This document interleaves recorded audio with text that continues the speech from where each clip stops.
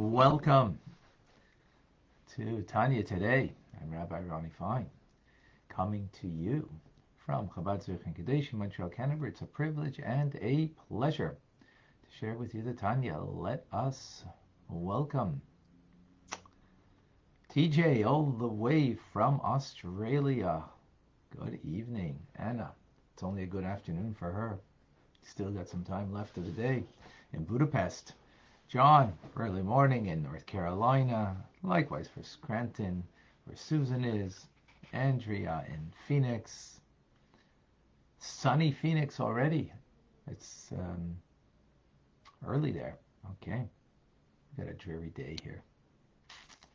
Yan in Mexico, Boker Tov. Joyce, welcome, shalom. Liba and Davida in New York, good morning. Adenie, I sure pronounced that wrong. Adini. I hope I got that right. Good morning.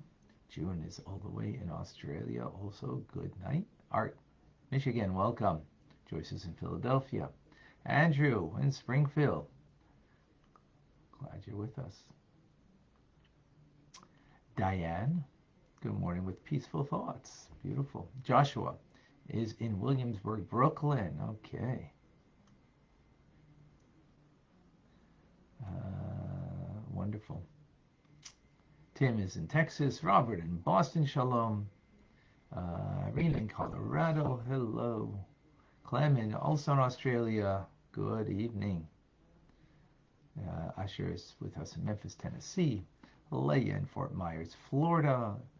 Good morning. Rusty, good morning to you in Texas. Irma in St. Martin on the islands. Heather in Connecticut is with us. Batya and David in Montreal, just around the corner. And Julie in sunny Florida. We have Batya, David together here on Clubhouse, together with Vilma, with Michelle, Ilyana, Margot, Tim, Jennifer, and we have Akoya in Peru. We have Antitelabenta. We have, who else is with us over here? Can't make it out. Il Ink. Okay.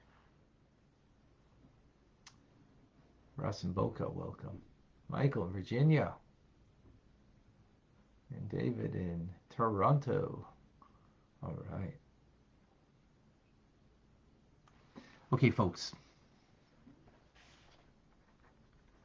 We are continuing in the fourth essay. Today, some deep Hasidic geography, Kabbalistic geography. And what we are trying to get a deeper understanding is how the mitzvah and the law of the mitzvah, the teachings about the mitzvah, which means the laws, and also the Hasidic and mystical component of the mitzvah, is loftier, greater than a person's own experience of love and awe of God. Again, as mentioned several times, that's counterintuitive. To have that's, we would think that's the greatest, all you need is love. And the love of God, whoa, what could be greater than that? So that is part of the created, that's part of creation. Our love and awe of God is part of the creative process. Now, it's a wonderful thing. But it doesn't come to the teachings of Torah, and that's what our reference point right now, the teachings of Torah that are divine. In other words, they don't come into the realm, we understand it with our minds. I mean, that's the goal, right? To understand Torah teachings with our minds. So we need to use our minds to understand, and that's our human engagement, absolutely. But in the end, what it is that we're understanding something that is godly. Now today, as I mentioned, we're going to go through some Hasidic geography to understand the distinction between the two. So the Alter Rebbe explains, as we've said earlier, God creates everything through Chachma, through his divine wisdom. Everything comes from divine wisdom. The question is, from there, what happens, right? From there, what happens? So the divine Chachma, just actually to back up for a moment, we already know there's four worlds. One world is called the world of emanation. It's not part of creation, emanation of God. It's not God, but it's an emanation of God. But then you have what God does. What does he do? He creates. That's not an emanation of God. That's already his doings, as it were. We have Bria, Yetzirah, and Asiya. Now, in that element of, and of course we have 10 divine attributes that we all know, right? 3 intellectual, Chabad, and then 6 emotional, and then Malchus, royalty. Gone through this many times. Now, just like in our soul, excuse me, in our soul that's integrated within us, we have 3 levels: Nefesh, Ruach, Neshama, which Nefesh refers to the biological or behavioral part of the person. Ruach is the emotional part, and Neshama is the intellectual part. That's in the human condition.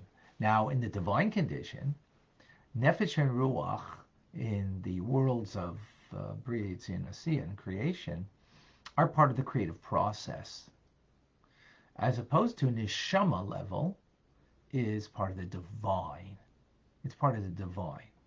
Meaning to say that in creation, everything is by the force of the divine, is the power of the divine, the light, the energy of the divine, that gives rise to the human condition, or to the creative condition. So now what we're explaining over here is that Chabad, of the world of Asiya, right, which is the source of creation, the Neshama level, which is divinity itself, is the source of all life in the world of Asiya, the world of action, the spiritual world and this world. How does it produce life? It produces life because then it becomes that neshama level becomes the source of life of the Chabad of Nefesh Ruach, which is already the creative part of the creative process. And from that Nefesh Ruach, then it has, as it were, offspring, meaning it brings into creation, ex nihilo, something from nothing, in the world of Asiya, spiritual beings, souls, angels, and in this physical world, it's the source of creation of earth and all of its hosts. So that's creation. Now, it is Chabad, it is the intelligence, divine intelligence, the source of it, right? But then it comes down into creation. But the Chabad of the laws and the rationale, which are on the level of Malchus of Bria and Yetzirah, right? So their function isn't to create or to become creation, become part of creation. We're talking about the laws of the Torah, the rationale behind the mitzvahs, right? So that their function is not a function to create, even though they're the source of creation, but their function is not to create. Their function is to bring a rectification to the visages, the faces, as you will, of Atzilus, where ultimately the rationale and the laws of the Torah come from. Therefore, since their function is not to be part of creation, which means to become the nefesh ruach of the creative process, but their function is to bring a rectification, to bring a fixing, in the divine order of things, so to speak, like, like it becomes like the inspiration of creation rather than creation, right? Therefore, when they descend into the human condition, into us, to understand with our minds, right, they are still Malchus of Bria and Yetzirah in the state of Neshama. Neshama, remember, is the godly state, meaning it remains divine. And it doesn't become the Ruach Nefesh level of creation. Which means simply, we human beings who are part of the creative process, right, are now understanding or having the capacity to understand something that remains essentially divine. But yet we can't understand it. It's rationale, right? Now, if you didn't get this, then the next part is even harder. I told you, Hasidic Kabbalist is one of the hardest teachings of the year. So, now, even though we spoke about creation, that it's from the Chabad of Bria and Sira, of the state of Neshama, and that transcends much where Torah comes from, which is Malchus. Because remember, when we're speaking about the laws, Malchus is royalty. Royalty is king's. He rules with his mouth, with his words. So likewise, God's word in Torah, right, is Malchus. So Chabad is much greater than Malchus. So Chabad is the first attributes, divine attributes. Malchus is the last. So it's much greater. Still, the Chabad, Abriya and Yetzirah, are the source for angels and creation, right? And they're the source of, and they're still the source of creation. And, seemingly it's a higher level than the Torah that is coming from Malchus. So the Alter Rebbe says it's not a problem at all, because when we're talking about the angels and the souls that are created from the Chabad of Bria and Yetzirah, we're talking about creative process. They're not getting from the essence of the divine. They're not getting from the essence of the divine order of things. They're coming, just like by birth, you give rise to a being that's an entity of its own. So likewise here, by the metaphor of birth over here, and sometimes birth, we speak about it in a way that, the child is part of the parent, but here what we're bringing out is that you're creating a independent entity. That's what happens through birth, right? So it's not the essence, as opposed to the Malchus of the Malchus of Torah, right?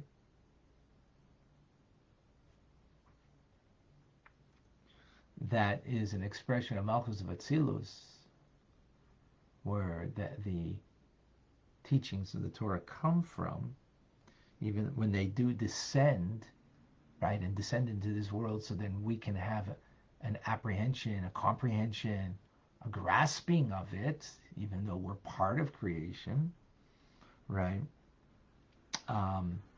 So when it comes into this world, Torah teachings, right? In other words, let me explain. You have Torah on high, and you have it the way it is here. So the way it is in Atzilus is in a different way of understanding.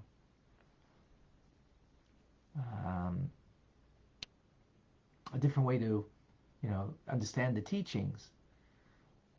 The way it descends here into this world, it still remains the neshama level, so therefore it's divine, and it's an expression of the 6 divine attributes of God, which then gives rise to the 6 orders of the Mishnah. Just as the 6 divine attributes represent the 6 directions, east, west, north, south, up and down. Those are the 6 directions, right? Referring to the divine emotions, it expresses itself in the Mishnah, which is 6 orders of the Mishnah. Meaning that the essence of Chabad as it comes down into Torah is divine. It's divinity. The Torah, in turn, as it descends into the neshama level, still retains its down here, its divinity level, as it's expressed itself in the Mishnah. So Torah is divine the way it is above, that we get.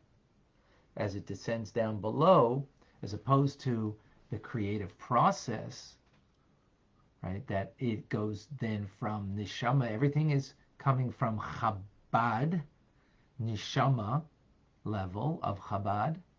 But then as it descends, so it becomes part of the creative process, the divinity is concealed and allows for independence. And that's what is the idea of the love and all that we have, is a sense of me loving God. There's a me there. There's an independence. As opposed to the Torah teachings isn't. It is divine. There's no me, just God.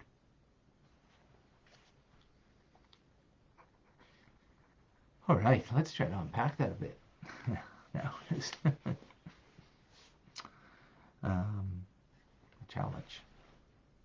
a challenge, but hey, we're all up for the challenge, right?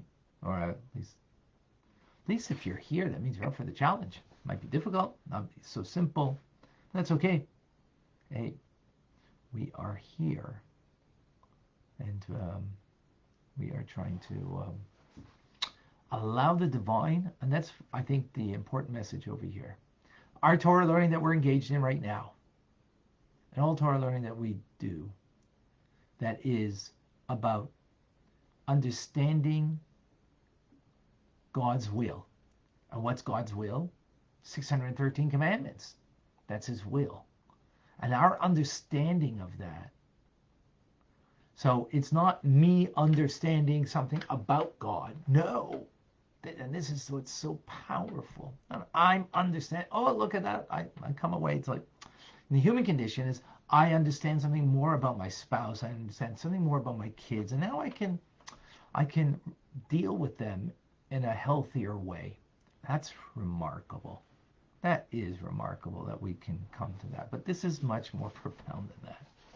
And that's why it takes a little to wrap our minds around this. This is saying that what I'm learning in understanding the will of God through the rationality of that will that is expressed, whether, as we mentioned, like in the Mishnah or in Tanya right now, is allowing me in the human condition as a creation to be able to have in my pitsy little human mind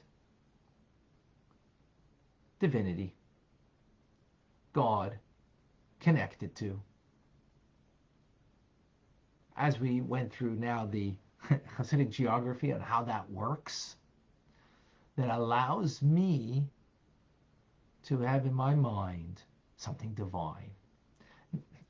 Usually we say, wow, that was divine. So usually, it's about the feeling that it's about, it is divine, and therefore my mind is now overflowing when I understand, grasping, apprehending divinity. I'm encompassing it by understanding it. It's encompassing me because it's ultimately even greater than me. And it allows me to be truly attached to the divine. truly to be attached and one with the divine. And that is because it doesn't lose, because it always retains the neshama level of the divine attributes as it comes down and descends, as opposed to through the creative process. Of course, everything comes from Chabad. Hey, that's why we're all Chabadniks. Well, we're all Chabadniks because we're trying to understand with our minds, and we are devoted to the Alter Rebbe's teachings, and of course our Rebbe. Well, that's what makes us divine, or makes us Chabad rather.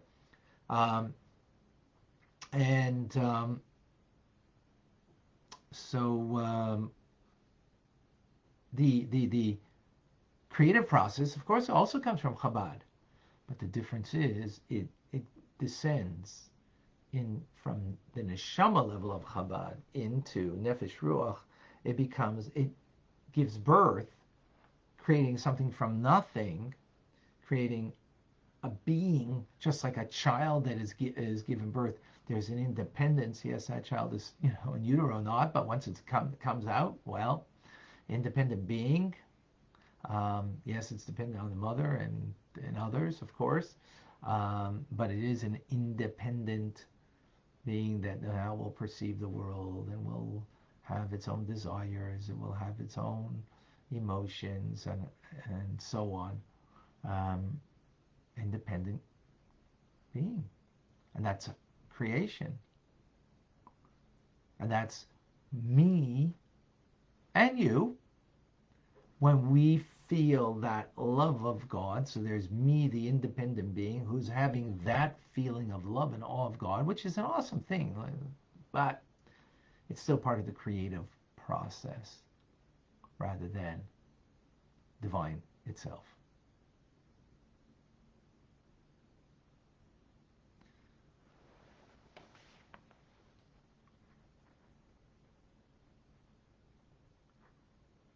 Okay, questions, comments, discussion as we try to have.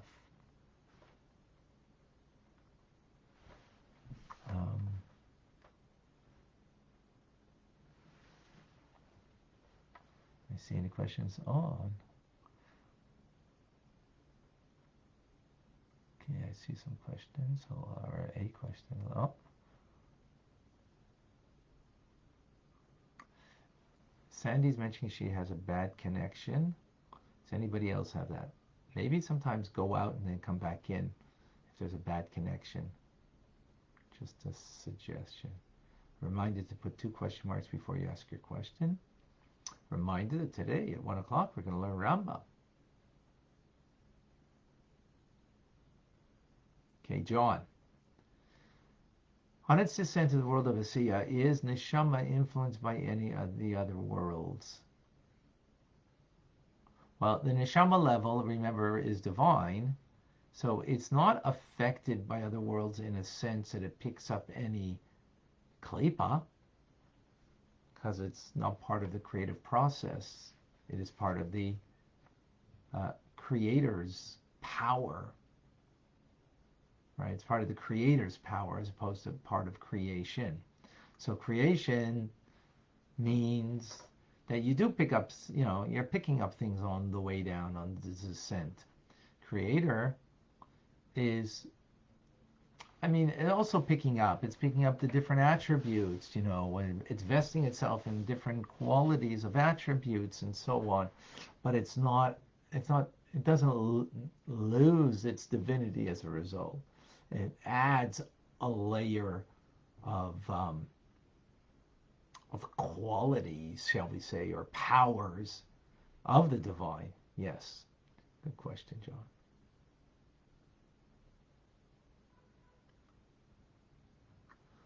Lori, people with mental trauma or disability, how can they have love of God? How can they? How can they not? Sometimes you see the opposite. Sometimes, actually, if I recall correctly, thank you, Laurie, for the question.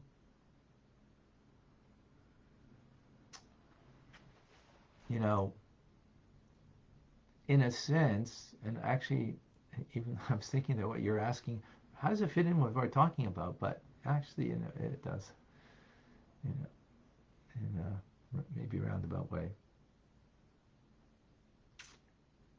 The more you feel your independence, the more you're not going to love or have an awe for God. The more you're going to feel you, your self-value, your great importance. You're going to feel you. That's not a healthy person. Now, the human condition is we do feel that way, right? So funny thing, a 10-year-old child is kind of more pure and innocent, 6-year-old for sure. Then they become all of a sudden a teenager. As we say, small problems, small children, small problems, bigger children, bigger problems. So you have bigger problems with the teenager. How come? Because they're asserting themselves. They're becoming more of an independent individual, and they want to assert that independence, whether in mind, whether in heart, whether in actions, whatever it is, right? Which is the human condition, the way it's meant to be. Ultimately, to take full responsibility for yourself, but that being said, it comes with that greater sense of independence, and therefore they become a little more, not as lovable. Not as lovable. So take that as metaphor, right? The more you feel your independence, the more you're not lovable. The more now obviously it doesn't have to be that way. I'm taking it as a metaphor, so don't run away and say, yeah, but my kid became a teenager, became even better than they were when they were a kid. Of course. Hopefully it happened to all of our kids. Probably not, but, probably not. But that's not the point here. I'm giving this as a metaphor. So the metaphor is that they're more loving, more lovable when they're 6 instead of 16, right? Again, as a metaphor. Why? Because of that independence.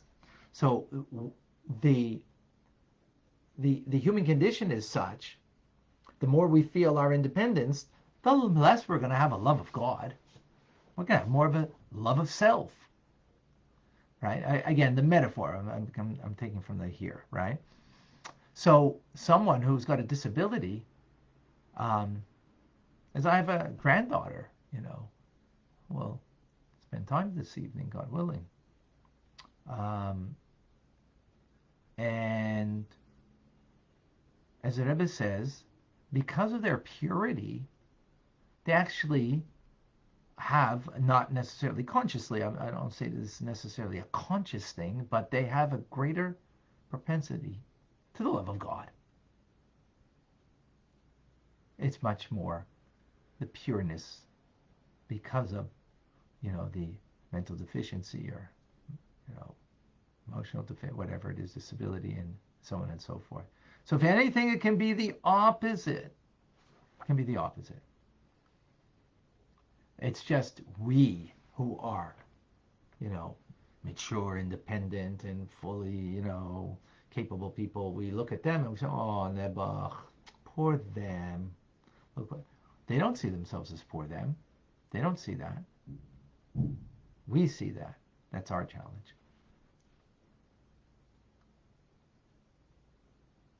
I hope that helps you, Laurie. Thank you for bringing that up, because that actually was, I think, a nice idea.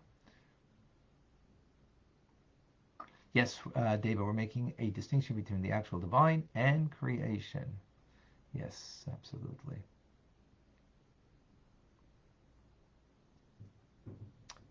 Do we learn the names of the angels like, yeah, we have names of angels, absolutely.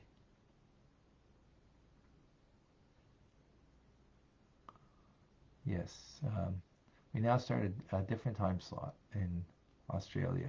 What time is it in Australia now? What time will it become in Australia? Okay. Anybody here on Clubhouse, Instagram, questions? Reminder, 1 o'clock. Come and learn. don't see any questions, any comments. Hopefully this was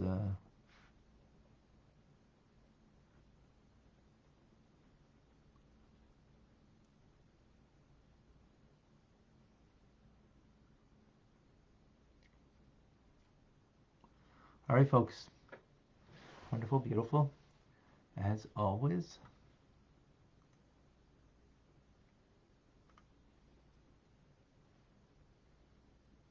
Are all the spheres divine? Yes, absolutely. In Atzilus and in the worlds, the neshama level is. In other words, there's always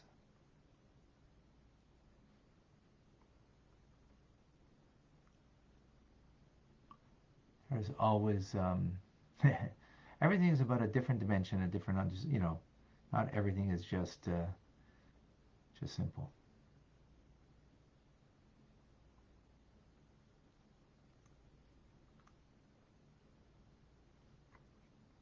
Okay, I'm looking to see if I missed something here.